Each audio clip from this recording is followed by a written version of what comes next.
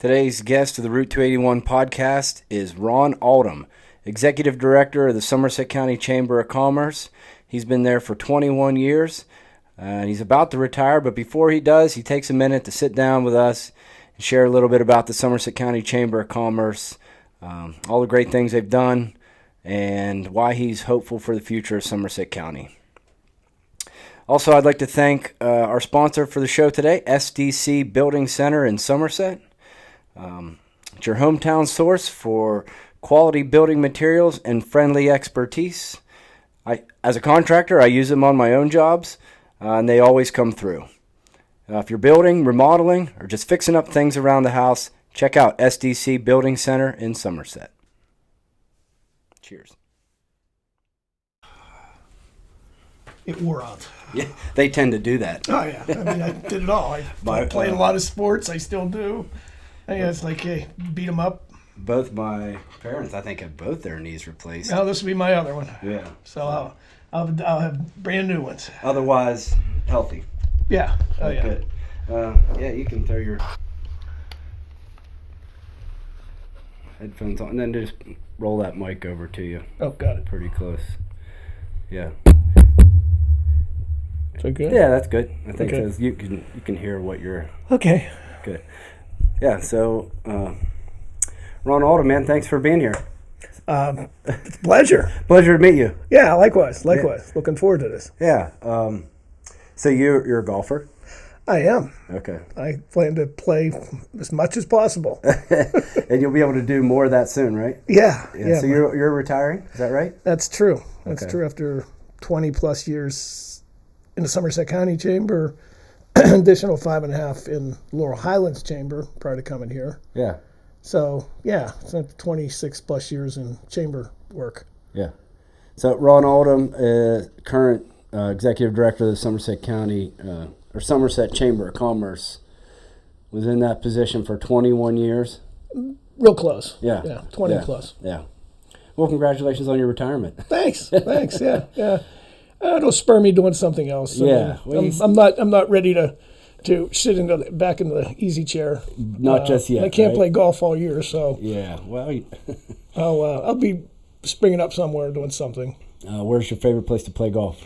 Well, I live at Hidden Valley, so Oh, you do? between Hidden Valley and Seven Springs, I probably play there the most. Okay. But I play around the other courses. Yeah. I mean, I've played all the Somerset County courses, Club, Indian Lake. I played Seven Springs for the first time in a while. I played there this summer. I'm actually playing tomorrow. Are you really? Nice. We're getting our last rounds in. I played there with a previous guest of the podcast, Gretel Dupre. Oh, okay. Do you know Gretel? Oh, I worked at Seven Springs for 19 years. Oh, okay. I Well, know, then I know Gretel. all the children. I know all the families. Well, she was a guest on the show. With Camp Souls. Camp Souls, yeah. And she Yeah. invited me out there to play with her, and we had a great time. Oh my gosh, that's great. Yeah, like I said, that was part of my first career was in food management at Seven Springs for 19 years. And the current kitchen I'm remodeling is up at Hidden Valley right now. So, Oh, okay. yeah. But, no, I don't know. I had a career in golf course maintenance for about 11 years. Oh, okay. First time I ever stepped foot on a golf course was my senior year in high school, and I joined a golf team. I'd never played golf before. But my Uncle Mark owned the driving range across from Country Cottage on Route 281. Yeah. And so I went there. He gave me a set of clubs, and I snapped the head off my driver at our first practice doing a Happy Gilmore move, because that movie was just out. So he had to hook me up with another driver. But I just fell in love with the game, and I fell in love with the fact that you can maintain turf grass like that. Yeah. And growing up on a dairy farm, I just loved being outside. And so that was I got the opportunity to move to D.C. to work on a golf course down there with a fellow from here who was the superintendent.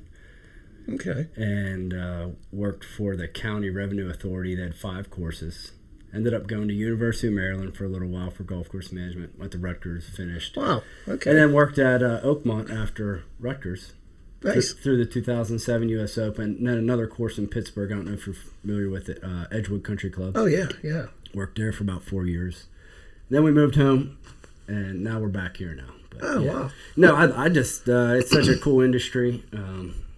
Yeah, and the game is a lot of fun. It's a lot of fun. It takes a lot of time. That's why I don't get to play as much now as I used to. I got three young kids, and so I get out when I can, but I love to play. That's pretty common. I mean, I'm retired. Well, yeah, my kids are grown, or child is grown, so it's just a great way to be outside. It really is. Yeah. Really is. And there's some great courses around here.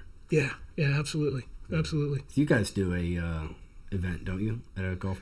Well, we do an annual chamber outing, and we move that around courses, and then the big event was the Golf Bash, which is Bakersville Fire Hall, and 1,000 tickets and lots of prizes, like 40 grand in prizes, like Pinehurst, Kiowa. Oh wow! This year I had Firestone Country Club, and then other courses around. Seven Springs does a lot of packages, and just. And like I said, it's a ticket drawing, but just like any bash, just like a gun bash, except golf clubs. Yeah, nice. And trips. Yeah. All right. Well, I'm grateful that you come out to just share a little bit about the chamber with us. I guess, my questions are, something I wasn't even aware of growing up. I became a business owner about 7 years ago. Started my own construction company. After working in the Carpenters Union out of Pittsburgh for about 5 years. Got tired of traveling. It's a great job, good benefits.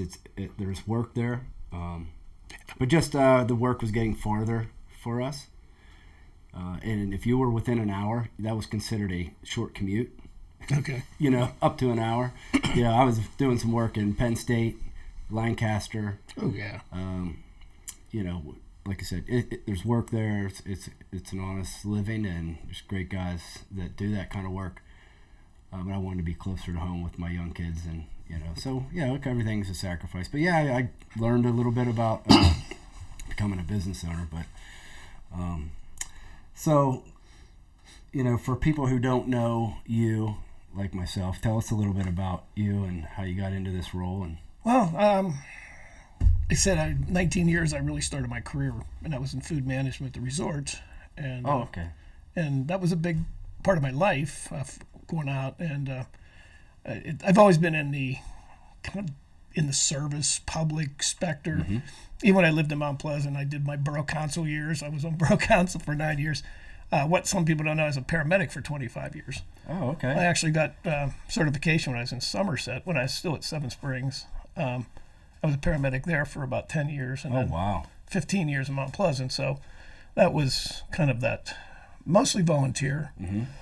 Excuse me. A little bit of paid, like for services. And then in Mount Pleasant, had the opportunity to take over the chamber and kind of the Main Street program, and kind of back in my own hometown. And it was phenomenal. I mean, build it up, great time. And then Hank Park at that time was the chamber exec in Somerset, and he was moving on to BBS Coles. I remember Hank. Yeah, Hank preceded me. Yeah.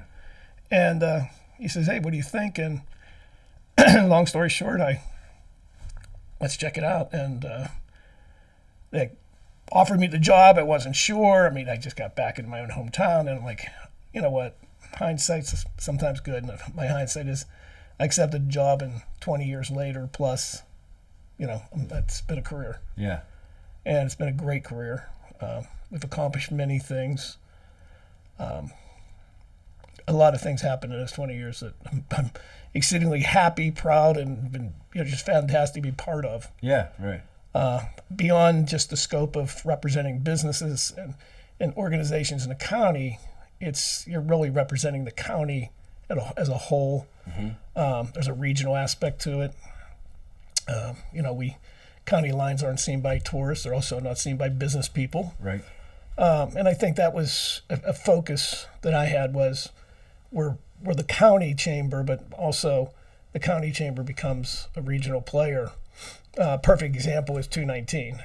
I mean, the day I walked in the door to take this job, I think Henry Cook was telling me, "Hey, you got to do something. You got to be in the committee with 219." Yeah, right. And long story short, we opened up 11.5 miles in my time here. Mm-hmm. But those are the kind of things, and that's working with other states, other counties, other communities.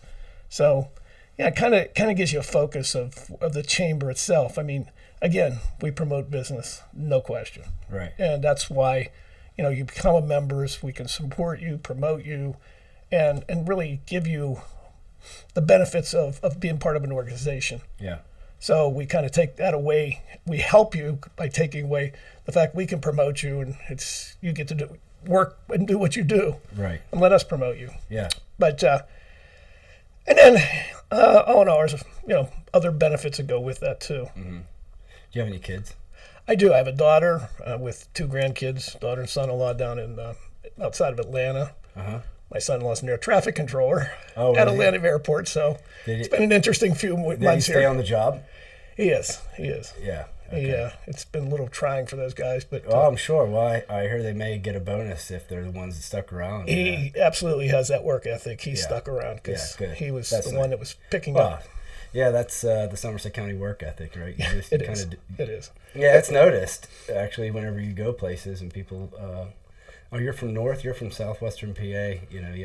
It's. Yeah, over the years, I really haven't ventured that way for a job myself, but people I know that have are like, they just love us. We come down, we work. I was talking with Sam Romsberg. They have a little place down in Florida. Yeah. He said there is a whole community there of Somerset County people, and they actually have a Somerset County Day in their little neighborhood. Well, that's not surprising because I can name a lot of people. I said Latrobe Airport, I think, is like a open house for Somerset because there is a lot of retired business people. I mean, I know most of them. Yeah. It's nice. So we said you've been at the chamber 21 years, and public service really throughout your career is kind of what drew you to that position. There's no question. I'm that person. I'm the public kind of person. I'm people. Not afraid to talk. I'm not afraid to speak. I'm not afraid to take a stand. And I feel I know what needs to be done. I've had a strength of getting people together, going after something again, being part of the equation. And it really is all about partnering. It's all about working with people. Yeah. It's not about me. Chamber's never really been about me, even though I'm the spokesperson per se. I'm the director. Everything goes through me. Yeah. But all the success that gets done is really rallying people to work in a group as a partner. Mm-hmm. Nothing would get done if we tried to do it on our own. Yeah. Right. Well, I think today, like the sense of community with everybody being online, the whole COVID shutdown. I talked about this with Regina. Yeah. That it seems like there's every effort to tear apart that fabric of community, but it takes an intentional effort to really maintain it and bring people together, whether it's your business partners or your friends and neighbors. Because when you go to a place like, wherever, I'll just say, like your son in Atlanta. Yeah.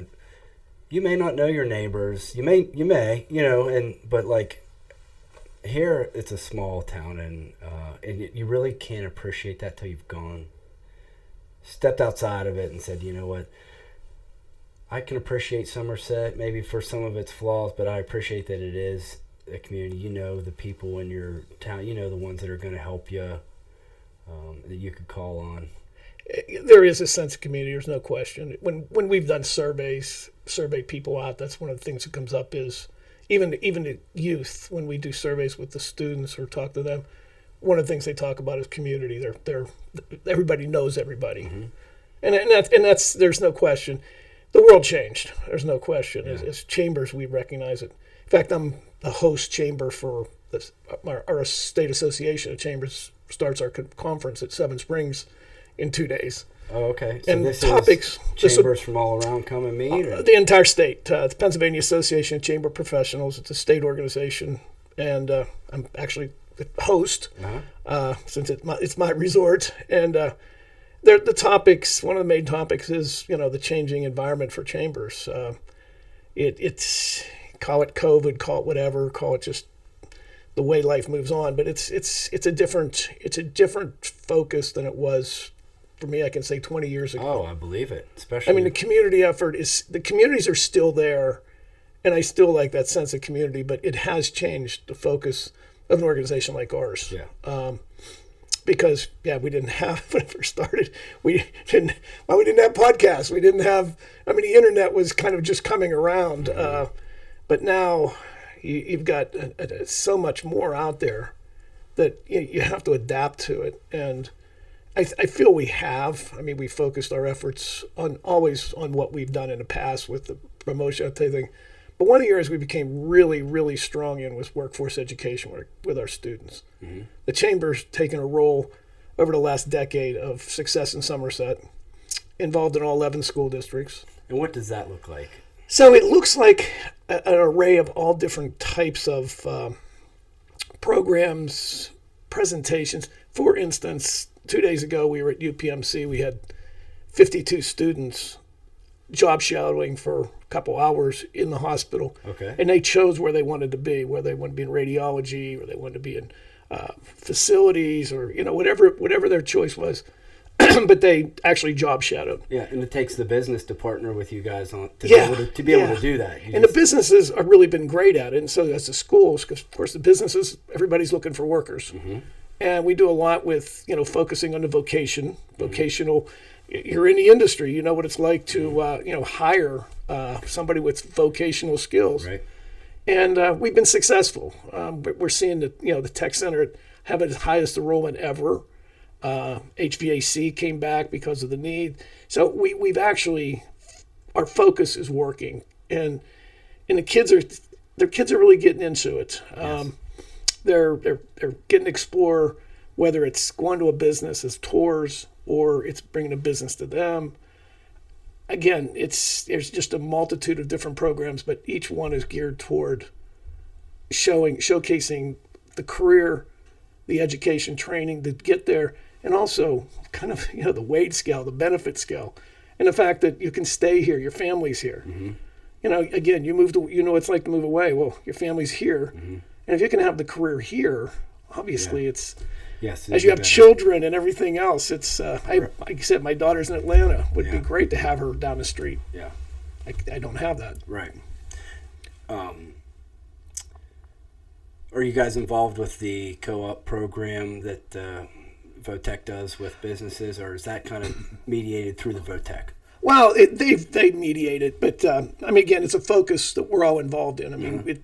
We talk about it when we're presenting to kids that this is out there. This is the opportunity. So we work hand in hand. One of the things I mentioned earlier is the reason we're so successful in Somerset County is all the organizations that are part of this all partner. Mm-hmm. We're like one big system, and there's the career link. There's of course the schools, the businesses, the other organizations that are all involved. But yet we coordinate our efforts that we're all doing the same thing. Mm-hmm.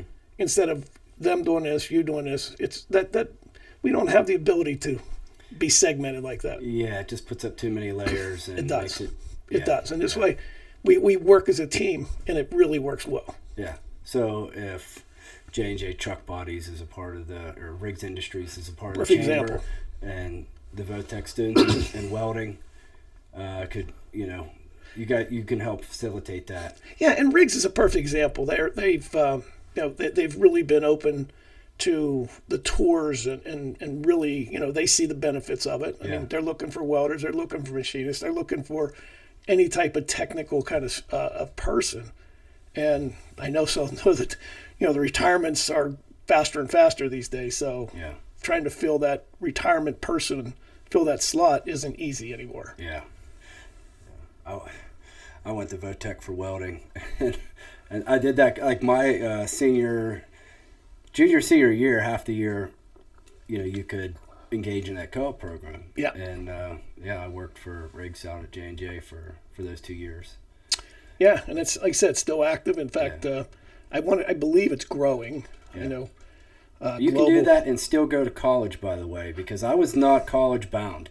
And, but I did Votech. It's like, okay, I could do this, got the skill. Now let me go see if I can do something else. I'll always have that skill. Yep. You can always come back. But and a lot of the businesses are very open to helping that process too. with tuition I just went reimbursement through or working around schedules. Chipotle drive-through the other day. It says you can make up to $100,000 a year working at Chipotle, and they'll pay for your college education. I mean, I don't know what the details are, but people are willing to educate you on the. Yeah. That's a benefit that people see. And so, what's a typical day look like for you, or is there even such a thing as a typical day? There's no typical day. Okay. I do have a staff. Right now, it's Hint and Hannah. Hannah handles a lot of the marketing. She's a marketing whiz. Mm-hmm. Hint has been handling the administrative part of the office and does a phenomenal job. I mean, I couldn't do without what I do without them, because my job is to be out and about. Theirs is to be there. Mm-hmm. And prior to them coming in, Sandy Berkey, I was there for 37 years. So Okay. she when I came, she trained me. I laughingly say, because she knew everything. Yeah. But no, it's never typical, because, and of course I like that. Yeah, right. Probably my mindset probably isn't one that could do the same thing methodically every day. It can vary from different days. There's days that are more office oriented. There's days we're out. There's days, again, serving on a lot of organizations, serving on a lot of boards is what I do. Mm-hmm. So you get tied in with that. I serve on a multitude of stuff, and it's really by design. Like Go Little Highlands, I'm on their board. Yeah. Commissioner's appointee. Southern Allegheny's Workforce Development Board, I've been on literally forever. Yeah. And the list goes on. I was on the hospital board for a lot of years. So so there's no typical day. Right. And then with events and things, that takes a whole different mindset that then you got to start focusing on that. Like right now, I've got a conference that I'm chairing. I'm the president, but I'm actually the president of the organization, or chairman of the board, I guess I should say, president of the board, whatever. So the fact I'm hosting, so I'm making up 80 attendee bags. Of course, there's going to be little maple syrups in it. Oh, absolutely. Yeah. I want them to go back to all the communities around some, Pennsylvania. Podcast stickers to put in there. Feel free. I need 80 of them. In fact, I'm stuffing them on Sunday. But yeah, I mean, these are some of the things going on, but that's kind of what is typical. Is no day is typical. Right. Which really help. I'm good with that. Yeah. I'm never in the same place very long, with my work, and I've kind of really settled into this and love being a business owner and being self-employed. Just it's not for everybody. I can understand. But it is, to me, the risks outweigh the benefits outweigh the risks, I would say. Yeah, and again, I'm glad there's people like you doing that, and like you said, everybody can't do the same thing. Right. So you do ribbon cuttings for businesses that open? It's been a great year. Yeah. I can tell you, based on ribbon cuttings, I was really making a statement. I've cut more ribbons this past year than I probably did in the prior 2 or 3 years. Yeah. There's been a lot of openings in this county. Yeah, it's encouraging to see. There's been a lot of like little mom and pop shops come up in Somerset. Some, small businesses. Yeah, and what I'm seeing is there's a lot of unique openings, unique businesses that, and it's not a knock. I don't know if they would have been here 10, 15 years ago. Yeah. There's been a change in shopping, in the market. I think some of it had to do over COVID. I think we've attracted a lot of people in who now live here. Mm-hmm. They came from outside areas. And it's really been fun seeing some of the businesses, well, all the businesses open, but some, they're unique. Yeah. And I'm not, even to the point where I think this is going to work, and now it's 2-3 years later and they're working well. Yeah. And I can think of a couple, right away that like I wasn't sure, and now a couple of them have actually expanded. Yeah. So there's something happening that's good for business. Yeah. I think it's people wanting to come back to hometown feel. We've got so spread out or just taken up by the world that, okay, you can slow down, walk through a nice quiet town like Somerset, Mount Pleasant, we're at Bedford, and just do a little shopping, take a day trip, and then see so many other things. Yeah, and then, of course, our visitation, and I'll say this to students when I'm, in the schools and stuff, like, how many visitors you think come to Somerset County every year? And, they'll give me, a million, 100,000. Like, keep going. Yeah. I mean, I throw the number out 5 million. Yeah. And I said, first off, I can back that up really quick. I mean, 450, 500,000 Flight 93. State parks are 850 to probably pushing a million.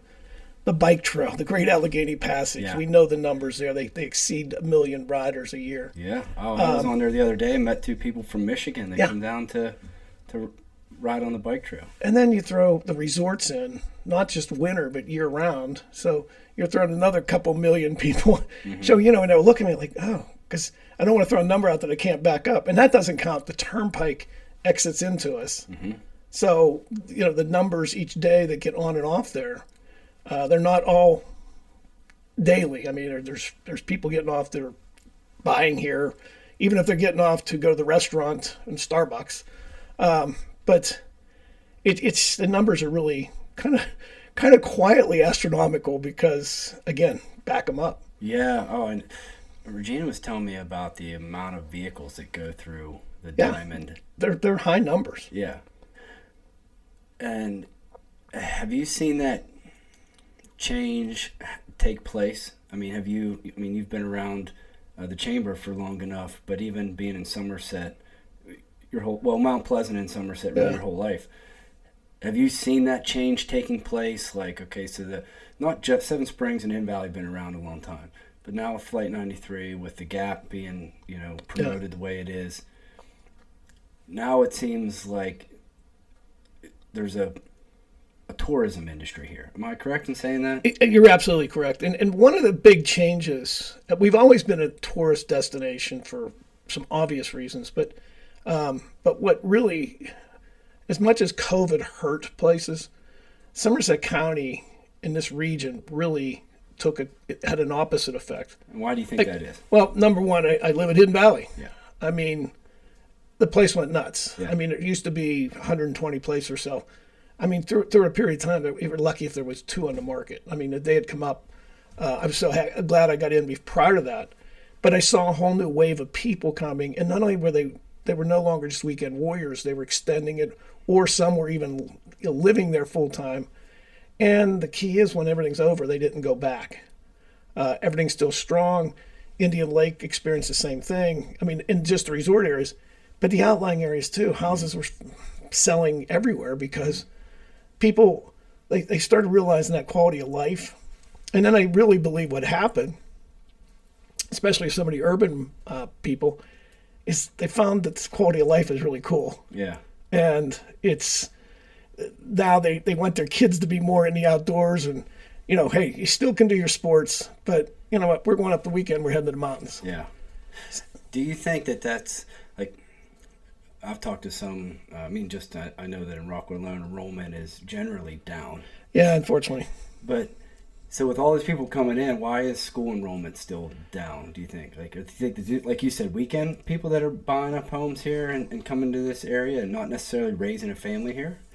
Yeah, and that's kind of the problem. I mean, again, the investment's great, but it's either the families aren't living here full time, and I can think of my neighbors. Literally, both of them fill that void. That they got teenage boys, both of them, and of course they don't go to school here. They go back to Shaler and Mount Lebanon. But so the investment, in fairness, is you're either seeing it as senior investment, I guess you could say, or retired investors, or it's families that are just here, but they're still extending this time they're here. The kids they go home so the kids can go to school. That's it. Yeah, well, right, and it has a positive impact on the day-to-day business in the area. Yeah, but it would be in part of what you look at in workforce education, workforce development is trying to get our own kids to stay. Yeah. And understand the power of staying here and career-wise here and living here. And, every demographic can be changed. And, I've sat through a meeting like that one day and they were telling us, the state official was telling us, here's what your population is going to be in 10 years. I'm like, well, can't we change that? Yeah. It's that simple. Yeah, you can. Yeah. How do we encourage young people to stay in the area, you think? By showcasing what we actually have. I mean, again, people, that's what I use on the equation with the kids. 5 million people come here to recreate. Mm-hmm. So they're coming from outside the world to come here, so we already here. Right. And sometimes it's no different everywhere else. Right. Your own community just doesn't seem like you want to do anything there, but you'll travel down the road and basically do the same thing. Right. But I think it's education on what we have to offer and the strength of our quality of life scenario. I mean, it's gorgeous here. Yeah, right. You know, it's really the job market that, you know, I see pulls people away in general. You know, I'm not saying like there are jobs here, but it's, you know, you look at what is the number one economic driver in Somerset County? Well, I mean, the number one industry is manufacturing. Okay. I mean, it's really manufacturing, tourism, agriculture, of course, and healthcare is strong from a payroll perspective. I mean, with literally there's 3 medical systems in Somerset County, but you know what UPMC's brought to the table. So we definitely have the careers here. There's no question, and these are careers that pay well, benefit well. But again, we're still trying to get away from, and I don't mean it's wrong, but we got to get away from parents going, "Hey, you got to get out of here to get a job." Like, no. Well, you know what? That's the thing. Like, you know, even as a dad of 3 young girls, I'm thinking, okay, what would you do here? You know, but we've created the mindset really that, okay, you got to get a career, do this, build your career. Honestly, it became less about a career for me about the time that I had my first child, and became more about just really living the American dream, which was a 1-income family. Yeah. Here, and that's doable here. It's doable here. No it's question. The mindset that, okay, I want more. Then you go out and you find, okay, is that more really better than what we have here? But you can actually do it here, like you said, with the manufacturing job. It's just if you've got that mindset that you want that career and you want to climb the corporate ladder, that may not be here, but those jobs to provide for your family really have been here for a while. Yeah, they've been here a long time.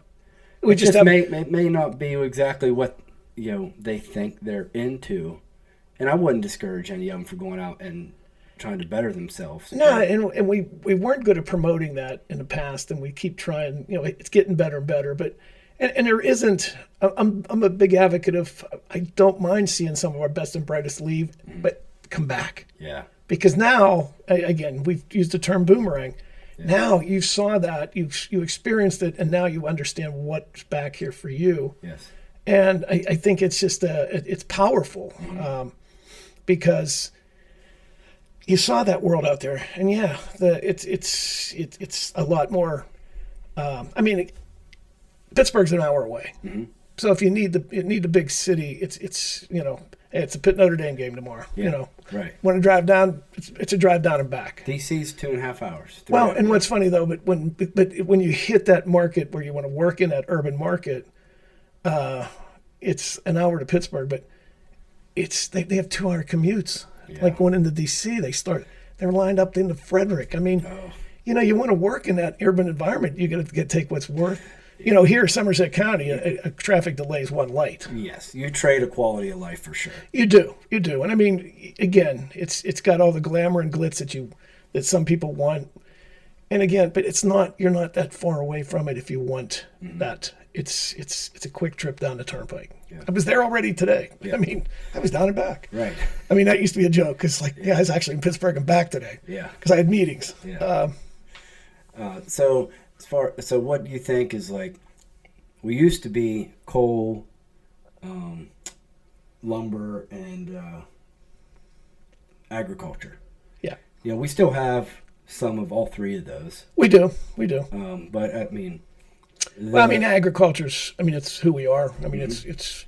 You know, we're cut from that cloth. I mean, that's what we are here. What the ag is, and I know we have less farms, but we have higher numbers of cattle. I mean, I know what's happening. It's kind of crazy. Well, I work with Farm Bureau a lot. Less farms. Yeah, because less farmers are milking more cows, and and I really got to understand that industry in my position because I grew up in the country in Westmoreland County, but I never got immersed that much into the ag, although my grandfather had a nice beef farm. But here, I got to understand, I've got to work with the ag people, the farmers, the other ag industry people, and I've really got a total understanding, or a very good understanding, I should say, of the ag industry and the strength it brings to us. Mining, I've been involved with mining since the day I got here too. It's a very, very good business to be in. I mean, the guys working there are, it's still a money-making kind of business. I mean, it's changed, obviously. Numbers of miners is obviously down. Yeah, and the mines in this area really... Yeah, I mean, but as you know, we're high met coal. So, I'm always defending, like, guys, no, it's not about burning it. We're making steel. I mean, our coal is going directly to another product. And that's not going to go away too quick. In fact, we saw that Course is not here, but those mines are getting... The potential to see some of them reopening, or it's a pretty positive on that. Some of these are going to reopen with some of the other major coal companies players coming in to reopen that mine. Oh, it's all it's based on supply and demand and price. Yeah, but there's been some good signs that could simply change. And if you really watch what's going on with U.S. Steel in the Pittsburgh market, that's going to have some profound effect too, because with the investment they're making there, again, back to the natural product that's coming out of the ground. So I think it's U.S. Steel did not sell, correct? Well, they did.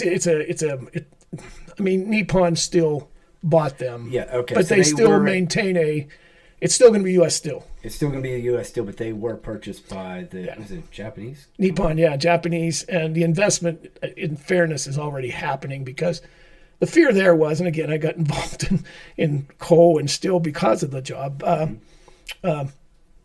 They would have been, over the next years, they would have started shutting down. Yeah. They were already they built a new plant in Arkansas. I mean, the potential for them to leave was really there. Okay. And the deal with Nippon is now, they just announced doing, $1.4 billion to one, and the investment's already starting. Yeah. They saved literally 3,000 jobs. Yeah. And those are well-paying jobs. Yeah. So, but again, the product, some of that product's coming from us. Mm-hmm. So I do see that there's a potential for that industry to still stay as strong as it is. Yeah. I don't think we can predict it's going to get back to 2,000 miners, but I do think the ones that are there are going to still continue. So, and again, that's relative to what I do in life. Yeah. Well, you already talked a little bit about a couple small businesses that you saw open up that you were, a little, not sure, new, niche, and they're successful. Yeah. But what kind of businesses, and you've seen a lot of this in 21 years. Yeah. What kind of businesses does Somerset County need at this point? When you see, for tourism, for example, is kind of a newer industry for here. So what kind of businesses would you inspire young people to explore? Well, I think the careers are already established. The businesses, it's not, with the job market the way it is, seeing new big companies come in, there's a fear to that, and the fact that, who's going to work there? Yes. We're already, almost every employer is hiring. Mm-hmm. What we do, and I can say this from a regional perspective, even with my neighbors in Maryland and West Virginia, housing's an issue, especially young family housing. You mentioned you have 3 girls.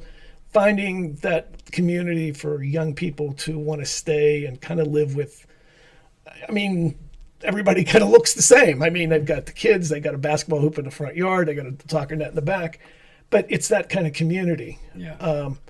And it's an issue. There's no question, because we hear it. It's not like we're making this up. This is what we hear from a lot of the younger employed people that are in that market. They're going to be families, already have a family, or we want to attract them here. Mm-hmm. Because we do have a high level of jobs that now you can actually see somebody come from somewhere else to work here. Mm-hmm. But they're looking for a place to live. And again, it's not like there's not houses out there for sale, Right. but a lot of them are looking for community. From a business perspective, I think it's just continuing to see the businesses open that support all this. Do you see the trades being, like I listened to Mike Rowe say that all the tradesmen that are needed at this point, these businesses that are looking for tradesmen, he said they're all eighth graders right now. You think there's truth to that? I mean, obviously the trades are affected big time. I mean, you're a contractor. Yeah. I'm 6 months out waiting for my contractor to finish a project at my house. I mean, you guys, I know the scope of work and I know the backup because I talk to them. They're members of mine. I mean, it's finding good employees, finding that solid employer or employee that can actually do what's supposed to be done, no matter what, not just in the manufacturing sector, but the trades. It'd be nice to see more because it's never going to go away. Yeah. I mean, there's jobs that are going to be eliminated through AI, but they're not going to be there. Right. And there are jobs that are, those aren't trade positions that are going to be eliminated. No, you'll never see those go away because people still need to build. They still need to remodel. They still need that level of trade. So, but again, what are we missing?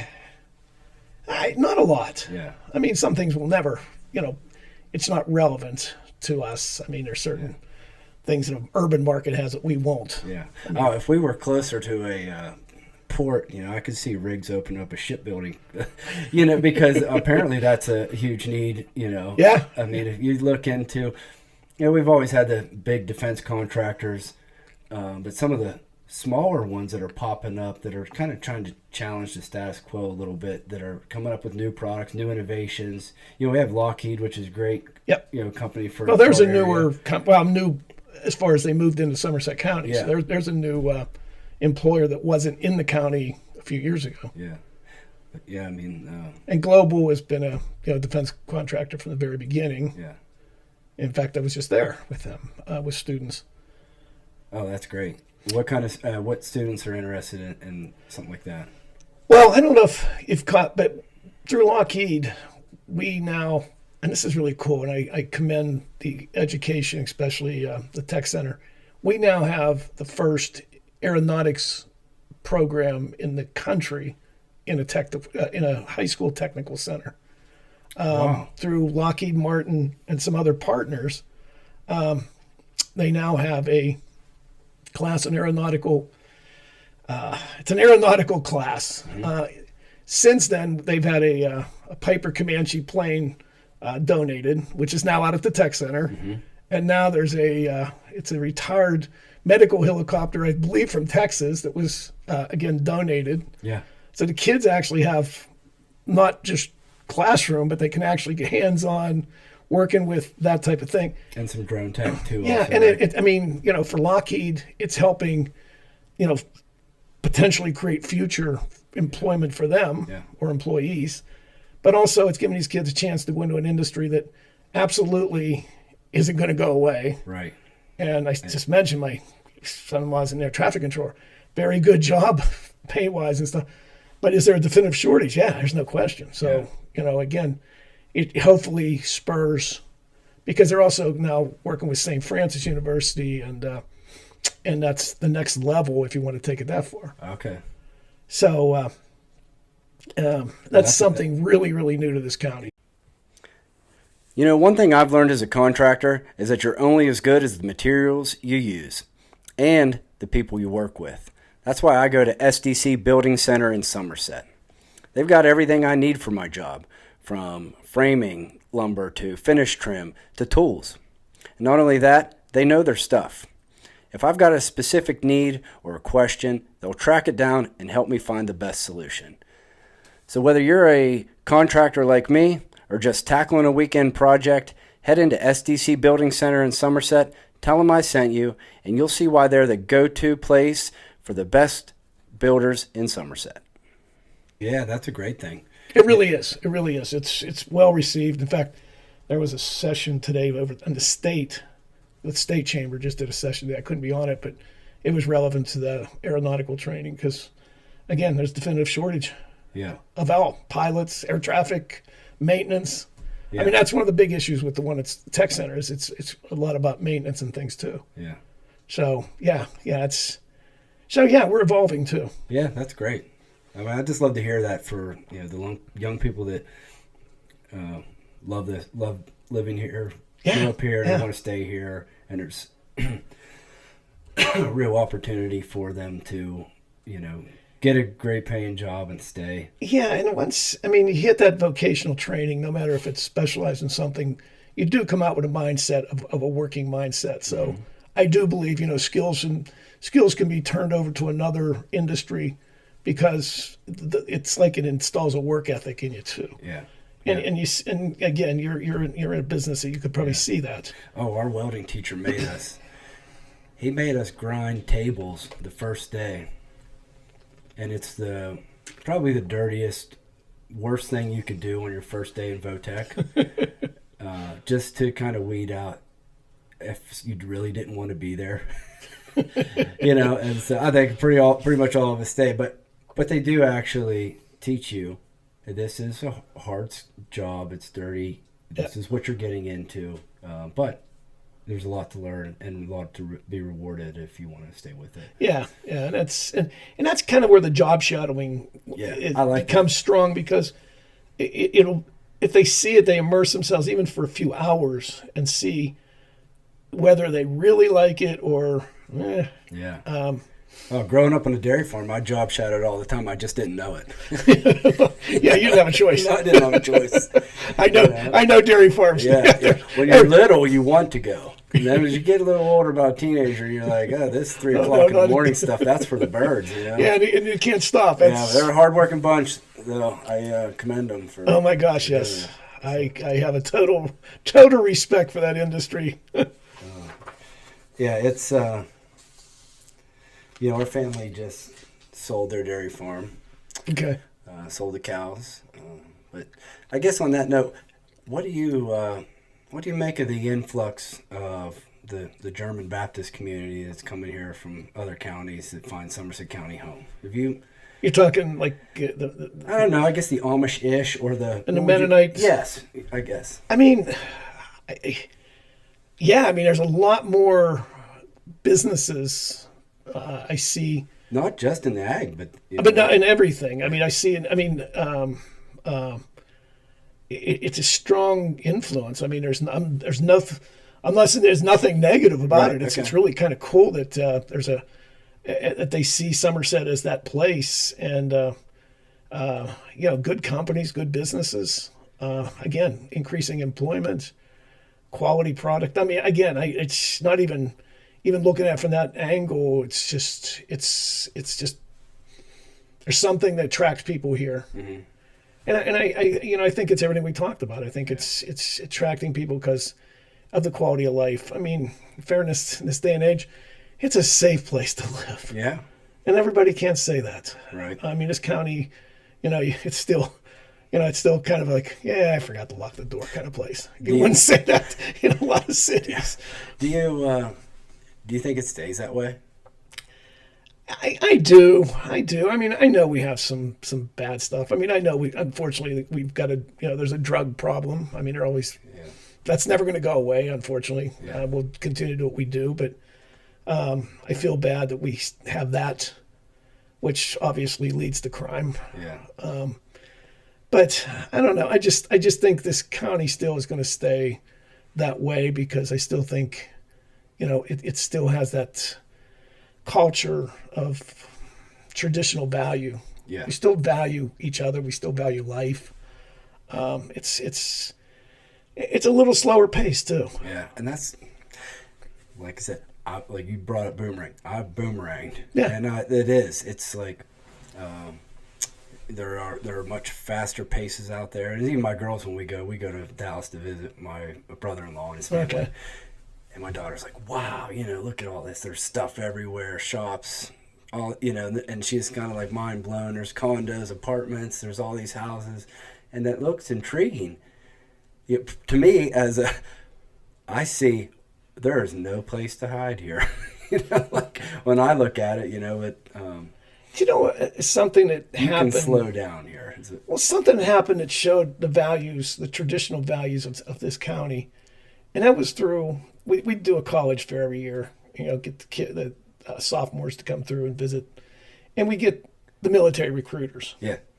And particularly, I'm going to go just a few years back. Things are a little crazy out in the world, and recruiters are like, oh, we go in, and I'm just going to say some urban markets, and we'll just say throw Pittsburgh in some of the schools.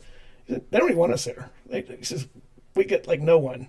He said, I come to Somerset. He said, the young people here still have that value of like the potential of one into the military in one aspect or another.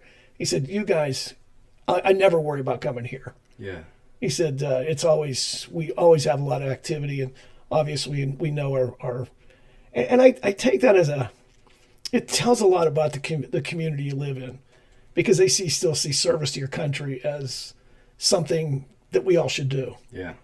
And, and I think that kind of told a story just in what he told me there. Yeah.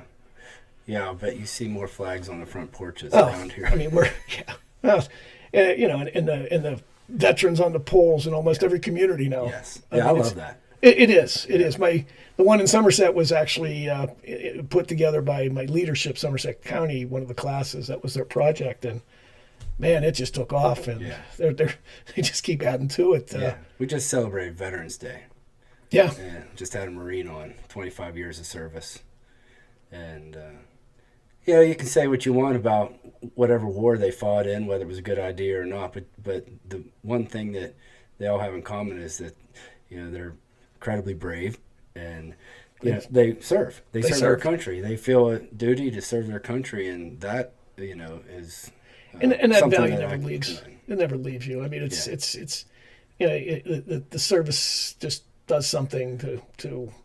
Yeah. I mean, you'll always have that, Yeah. and there's a pride that goes with that, and it's just nice to be able to honor and really acknowledge what these young men and women have served and done. So yeah, especially right now it becomes with Veterans Day and all. Yeah. So one thing I kind of from an interest of my years here is we're talking about a lot of little businesses, but some of the major things that we've went through in this county in the tenure, and we're talking about military, but the launching of a ship. Oh, yes. The USS Somerset. Yes, I could actually say I was on the commissioning committee with Henry Cook and and the other two are deceased. John Vadabuck was county commissioner and Bob Kirsch from Global. Mm-hmm. We were actually on that committee and saw like almost 3,000 people go down. This tells about the people here. Yeah. Almost 3,000 people went to the commissioning of Philadelphia Harbor. I remember it well. In fact, the chamber, we were putting together tour buses to get them down there.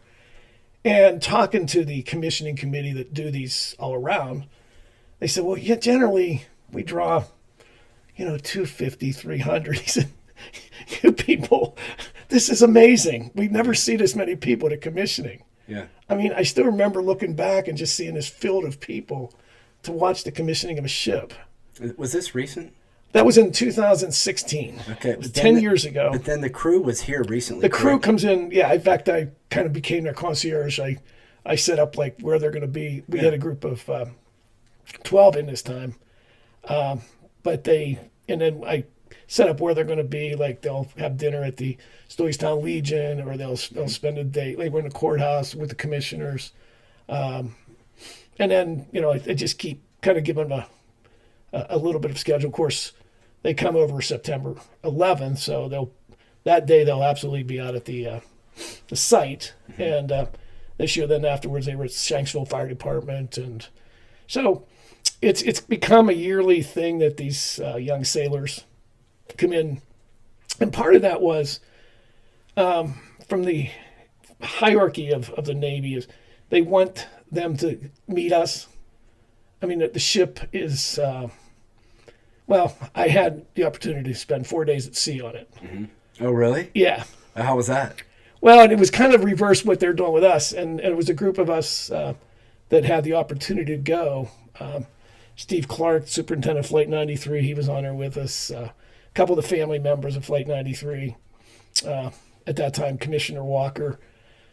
And the ship's unlike any one in the U.S. Navy because it actually has artifact from this county everywhere. There's 50 townships and boroughs in this county. There's a street sign from every one of them on the ship. Wow. Prince Distillery Road sign is on there. No kidding. It's like Union Street, Somerset. It's really cool. And then the pictures on the wall are like there's ski slope pictures, Seven Springs. There's covered bridges. The the enlisted mess is actually called the Summit Diner. Awesome. And it has the Summit Diner picture Yeah. beside it. Oh, that's cool. I bet they love that. Oh, it's Because there's some patriots in there. And then, of course, Flight 93, the emblem is throughout the ship. There's, in fact, the big flight deck, the big circle, let's roll. I mean, it's really, but they wanted us a group of us to come back with, what that ship, how uniquely different it is. But when these young sailors come in, it's like they see the county and they're loving it. I can tell you, they absolutely love being here. In fact, the only reason they get chosen, they're like, they've been high achievers, and they're a lot are enlisted. There'll be a couple officers, of course, but they were awarded and the right to do this, and they're just so much fun to be around. I mean, their enthusiasm, and it makes you feel good. I know when I was on a ship coming off San Diego Harbor, somebody said, "So what'd you draw from?" I says, "We have an amazing Navy." Yeah. When you go to that harbor and you just look at the warships and the support ships and the submarines, and I said, "Yeah, we're in good shape." I feel more secure now than I probably did before I got there. But I think it's really cool. And it was just like some of the big things like that. Obviously, I still remember getting a call from Henry Cook, and he says, "Hey, you need to come to my office." Like, "Oh, okay, what's going on?" He says, "We're getting elephants in Somerset County." No, you're kidding. Yeah. Well, obviously, we all know that story. We do have elephants. In fact, we're supposed to be getting more now. Yeah. And they've added additional animals out there. But yeah, who would have thought that Somerset County would be home to a herd of elephants? That's the Pittsburgh Zoo, right? Pittsburgh Zoo, yeah. Okay. And now it's growing more and more. And I mentioned earlier, we opened a highway. Really one of the big things over the last years has been the fact that, Somerset Hospital is now a UPMC hospital. Yeah.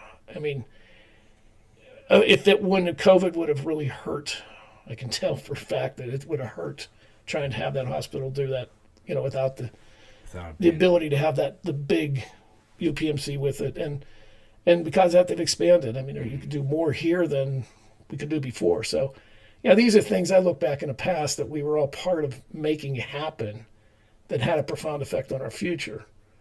We just renovated Somerset Lake. Yeah. So is that a big deal? Yeah, it's a real big deal. It's right off the turnpike. Yeah, and now all of a sudden you can kayak. I mean, you needed it. It used to be, it was always there, and I think that and 27 fishermen. Yeah. And that was it. Well, and I just read that the chamber was really responsible for the purchase of that land. We were. And a long time? In the 60s, maybe. Oh, okay. Well, the hospital, the chamber raised the money for the hospital back in the early days, too. In fact, there's articles on the hospital wall about the chamber raised the money. We raised the money to get Somerset, like whatever year it was. It escapes me now, not in front of me. But yeah, I mean, this is, what's a chamber do? Yeah, I was going to get to that. This was leading to that naturally. What exactly does a chamber do? How does it get its funds to do the things that it wants to do? Or So a chamber's number one, and I'm never afraid to say this, is we're non-government. We are not a government. We get nothing from the government. We're not that entity. We're a 501c6, which is, it's a semi-nonprofit. It's not pure, but it's got a status. So our funding comes directly from our memberships. Mm-hmm. So what you pay to us, help, that employs us. That gives us the ability to do what we do. Other than that, which is a big part of other than that, is events relevant to sponsorships and events we run to make money from exit issues, which are, smaller, bringing in our state rep and senator and talking, and selling some tickets for that, to running major events like the Mega Show. That was our big business expo, which will be coming up in March. So our money's raised basically those two directions, either membership directly and then just the ability to run events and make money. We dedicate ourselves to making sure that happens, because we don't get government assistance. Are there levels of membership for businesses? There is. I mean, based on the size, based on the style of business, mostly based on the style. When I say size, the number of employees. Okay. A baseline of 220, but yes, it can go up and up and up based on if you're the hospital or your rigs, different levels of employment. So is that yearly membership, monthly membership? It's yearly. Okay. It's yearly. In fact, it'll be invoices will be going out soon, because we'll get it started for the upcoming 2026. But yeah, it's always trying to raise money, and again, it's never going to get easy. In fact, it probably gets even slightly more difficult as we go forth, because again, we talked earlier about the changing mindset, the changing environment. We've got to adapt to it too, and really have to really focus on delivering even more. I feel we deliver more now than we ever did, because people are asking for more, and it's we're going to keep building that up. And again, that's why even going to this conference, I mean, this is what we go there to work among, but no better people to work on than your peers and people that do the same thing around the state. Is this something the public can attend or not? No, not. I mean, anybody could if they want to pay the price, but it's really relevant to the sessions are really about working with the management the management and staff. I mean, it's really purely immersing yourselves with your colleagues and talking about the trials and tribulations and the good and the bad and the ugly. I always come out with some good learning. A lot of times it's in a conversation at the table. It's not always the presenters themselves, but it's like, talking to your colleagues and say, oh yeah, we faced the same issue and here's what we did. Or, I get to talk a lot to mine about our workforce, because we're pretty strong at what we do, really well done there. So, but it's evolving. It's never, when we talked earlier, I mean, it's not ever going to be the same. Yeah. We got to keep evolving and adapting and moving forward. And, it's kind of how it runs. It's a network, correct? Like it is. Yeah. Yeah. And I mean, networking is huge. I mean, networking is a huge part of what we do. They stress that in turf school, and it's important, because connections are important, and I stress that to my kids, and that's one of the things. What's one of the benefit, if I get nothing else out of doing this podcast, is I've met some great people. The worst thing that come out of COVID is probably equal to the best thing that come out. And that was, the Zoom capabilities, those kind of things go on. I mean, it's some of the best that came out, but it's some of the worst. The fact that we now are trying to get our kids, I say our kids, this population of, I don't know the names, millennials and everything else, but it's getting them back. I know one of the things I'll tell kids in school is, hey, I got one secret for success. Like, this is it. I'm going to give it to you one time. And that's social interaction. Yes. Talk to people. Yeah.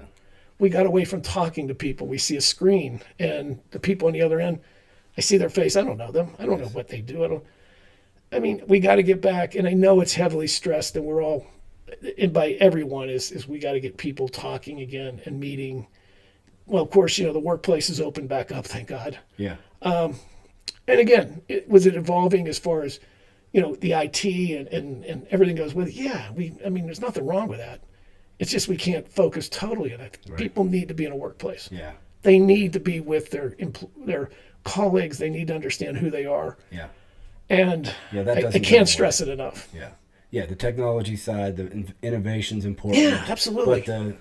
But the day-to-day networking, talking to people, that's where you really solve problems. And from sitting around a table has a lot of strength. Yeah.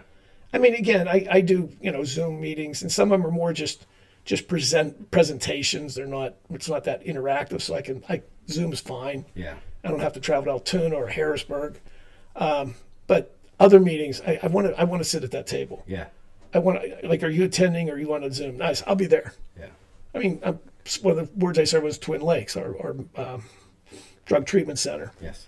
And we have the option. I said, no, I'll be there. Yeah. I want to sit at the table. Yeah. And I want to walk through the building. But people need people. Yeah. And we got to get the youth back to that. Mm-hmm. I think the classes now, I think, kind of back a little bit more to that. I feel bad to the college age that you go back. Well, COVID was 6 years ago now. Yeah. So you're looking at the 23, 24, 25-year-olds, and they had it rough. Yeah. Yeah, we're coming out of it and kind of this, everybody's kind of scratching their head, well, what the heck was that? You know, what was it? Yeah. Yeah. And, whatever it was, take the good, take the bad. And again. And now you can, like, just adjust and move on. And again, out of adversity comes some type of something. You learn something. Mm-hmm. There's a learning process that through adversity that makes you stronger later, and I think that's what happened. But again, we also have to take care of the residuals of that, and again, engage these young people and get their mindset, because it's also affected. And one of the things I see, and I think anybody that's in a nonprofit organization or anything in that is the drop in volunteerism. There's a definitive drop in people volunteering or getting involved. Mm-hmm. And it's got to stop, because these organizations need that. They need these board members. They need volunteers to help them. I think over time you're gonna see, certain things that we do that are going to go away. Yeah. Well, that comes out of this pulling apart the community. Yes. And if you don't care, then don't be surprised whenever, that and it disappears. It disappears. And trust me, I've fielded calls on things that went away, and people do call in and say, how did you let this happen? I must want to say, so did I see you volunteering at this event in the past? Like, they didn't. Yeah. But it's easy to call that up, but it's so hard to maintain it because it's been going on for a lot of these events. I mean, a lot of our festivals and things have been going on for decades. Yeah. Well, you see things like just Light Up Night in Somerset. Now you got one in Rockwood. Berlin has the Whiskey Rebellion. I love seeing all that stuff because it just brings everybody out together. Well, it's community. I mean, I love the Farmers and Threshermen's Jubilee right up the road. Jubilee, all that stuff. I mean, that's just, to me, that's people. I just said, you just want to go. I said, you just want to be there, immerse yourself in the ag community. And thank God they seem like they're still getting the volunteer outlay to do it, because other festivals and things, they're making it, but it's getting really tight. Yeah. Yeah. Before we go any further, I almost forgot. I got a gift for you. This is cool. Route 281 hat. You can wear that when you're golfing. I don't know if you're a hat guy or not, but oh yeah, I do. I never used to be until I started going to dermatologist. Yeah. All of a sudden, wearing a hat's pretty cool. Thank you. Yeah, you're very welcome. Yeah, I just it's wonderful to meet you, and so what's the future now for the chamber? You're stepping down. The board is obviously in putting things together as far as who's going to succeed. Right, but as far as the services that the chamber provides, they're not going away. Oh no, nothing will change there. Yeah. I mean, the staff is quite committed. The board's committed. No, and again, I mean, I'm not there out yet, trying to make sure that before I do step down, that especially some of the events coming up in the near future are underway. In fact, the mega show is totally launched already. I mean, we're already getting vendors sending in. So that's March 2022, something, whatever that weekend is. Should know it by hand, but it's the 20th. Oh, I can't even remember what. Yeah, it's that weekend, but I'm not sure which is Friday, which is Saturday. But I mean, I'm really trying to make sure that what to the next person who precedes me isn't just commit. Oh my God, I got to do all this now. It's like no, it's already, the groundwork's laid, things are done. We're already recruiting, marketing's done. So I mean, I wanna make it as easy as I can, Yeah. but the chamber's not going anywhere. Yeah. It's been here for 125 years, something to Do extent. do you and the board, and you don't have to mention any name, do they have somebody in mind that think will be a great fit? I'm not sure. I'm not sure. I think there's some names floated. I got to believe because a couple people have whispered in my ear, just that they'd have an interest in. Now, is this something somebody applies for? Yes. Okay. Yeah, it's applied. I mean, just going through like a regular employment process. So it's a unique fit. I will say, especially with my colleagues, none of us, got a school thing. I'm going to be a chamber exec. Yeah, exactly. It's not one of those things you think about, but it's a unique fit. I mean, I will say, it's just simply I can say it this way: is not everybody can do it. Yeah.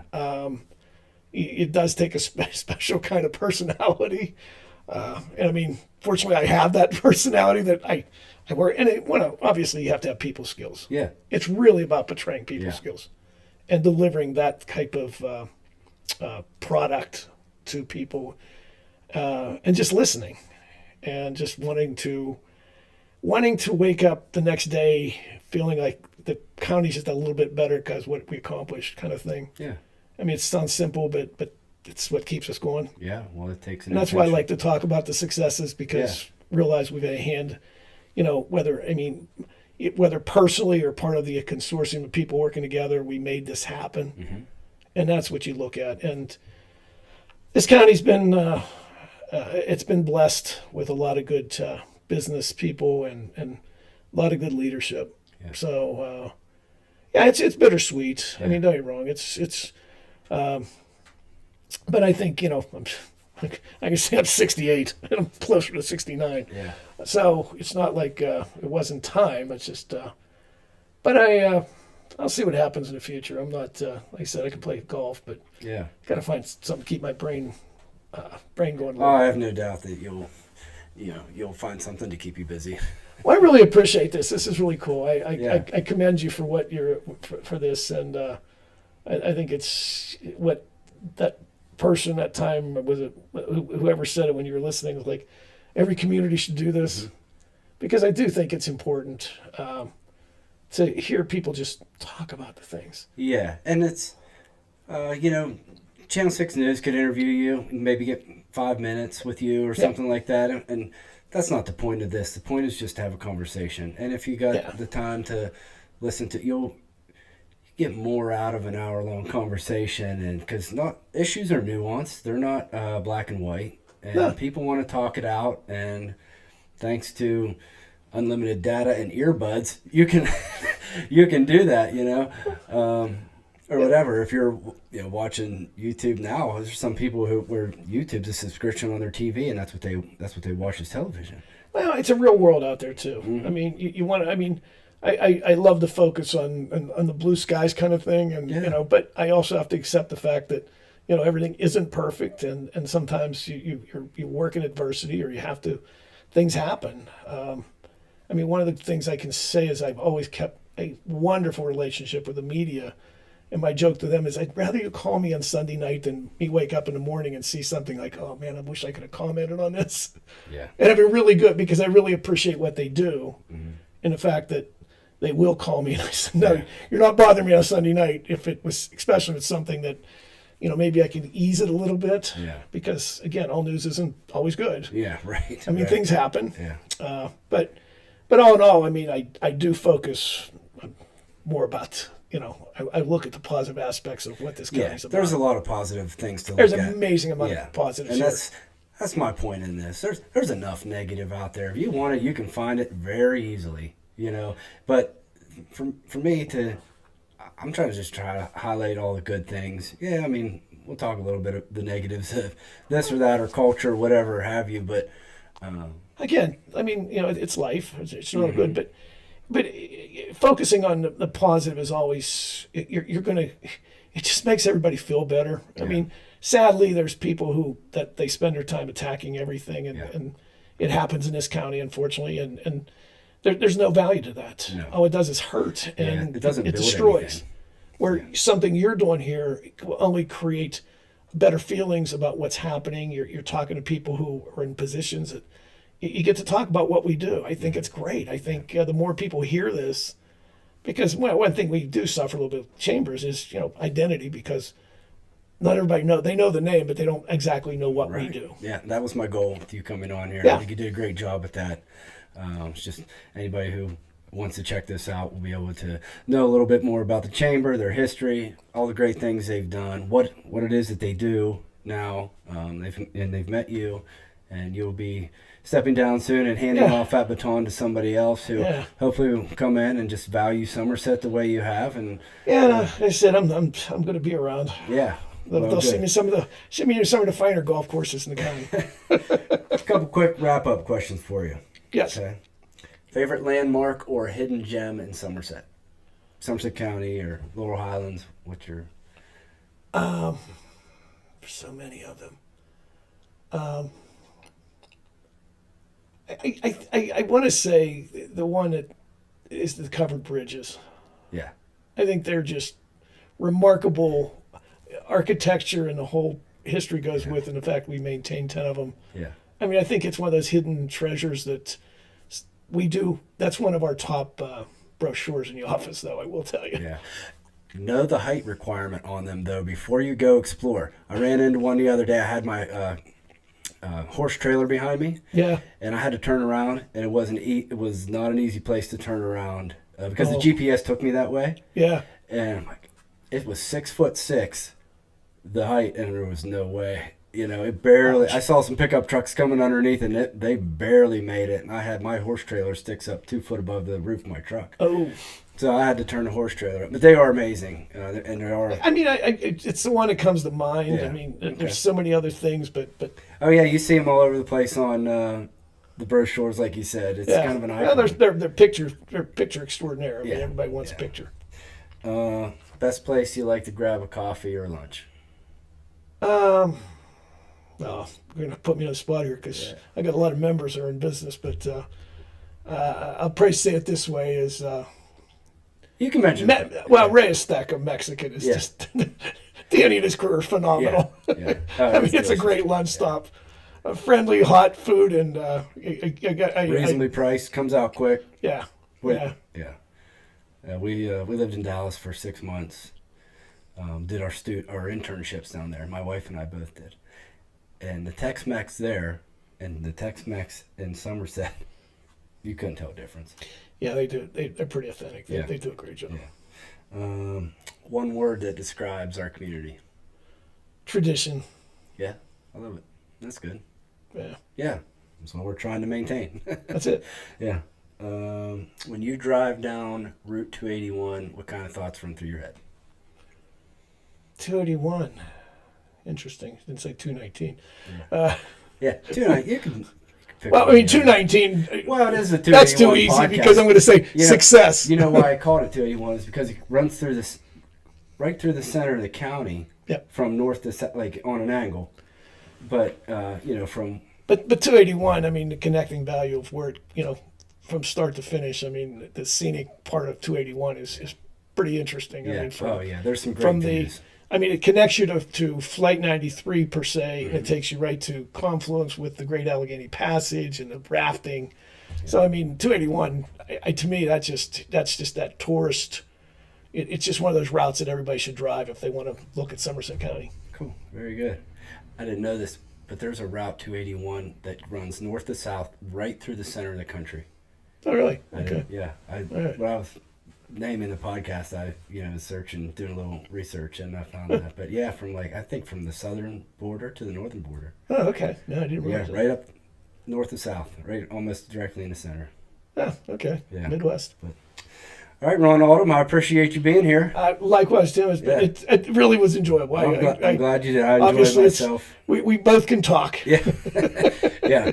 And like I said, I have to work with my hands for a living, so doing this is a bit foreign to me, but I do enjoy it. And I've really enjoyed meeting new people, and you included. So I guess my question is, so how do you connect? Oh, I will do that. And people can watch this on YouTube or Okay. Spotify, and I will share the links on Facebook, and I'll share the links with you, Okay. and then you can share it with a friend or share it. I got some people want to see this. Yeah. My fiance's all, like she's. Yeah, absolutely. I said, no, Please it's not do. live. It'll be streamed. That's how it grows. Word Yeah. of mouth, sharing it. I certainly and- can share that and get it out to people. So Yeah, I would be very grateful, and that's what I do. it's good for the county. We're just trying to spread Absolutely. a positive message here and Absolutely, talk no with question. friends. Really, Yeah. If I can ever help, I mean, if you ever, I do know most of the people as far as what people do. If you're Yeah, and that's part of the one looking of the for reasons- somebody you think could fit a certain niche, let me know. Yeah, and I just want kids, young people, whoever, to be able to come on here and say, "Oh, that job is available," or "I didn't realize that existed in the county," or Yeah. "I didn't know that this was here," or something. That's kind of what my goal was. But And I think you're doing it. yeah, so we're just reaching out to all types. Yeah. So tell people how they can get a hold of the chamber to either become a member or just to view the membership. Well, I mean, easiest is, of course, we're online. I Okay. mean, we're on Facebook. We're SomersetCountyChamber.com. Easy to find us. I Yes. mean, Google. Obviously, you have our office is right below the courthouse. Mm-hmm. It's now a big White House, thanks to a new remodeling that happened. And Yeah. and the answer to that, yes, we're staying in the building, but we're on the first floor. Okay. It was bought and we leased back, so Okay. that's been a question I've been answering a lot. Yeah, Like, I read into that a little bit, and I was going to bring that up, but I forgot. I'm glad you did. But yeah, I knew that you're still there. Most important thing to me that it wasn't going away. yeah, and it was designed that way. Right. I mean, the upstairs we did utilize. Now it's an apartment, and we're staying on the first floor. And Yeah. Sounds to me you've become more efficient. yeah, and I mean, again, did an amazing job of renovating the building. That, quite truthfully, be upfront, affordability for us, it would have been really, really rough Yeah. Great. because that was a lot of money put in that house. Yeah. So all good. I'll post those links in the description so people can find the chamber that way. And it's again. Thanks Yeah, for I being guess here. my tenure there was I started in a yellow house and I'm ending in a White House. So Yeah. I don't know. There you I don't know go. if there's something presidential about that or not. Yeah. Well, hey. Yep. Nothing wrong with thinking that way. Hey, whatever it takes. Yep. All right, Ron. Thank Appreciate you. it. Thank you. Thanks again to SDC Building Center for supporting the Route 281 podcast. I use them for my contracting work, and I can tell you they're the real deal when it comes to quality and service. Stop in and see them next time you're planning a project.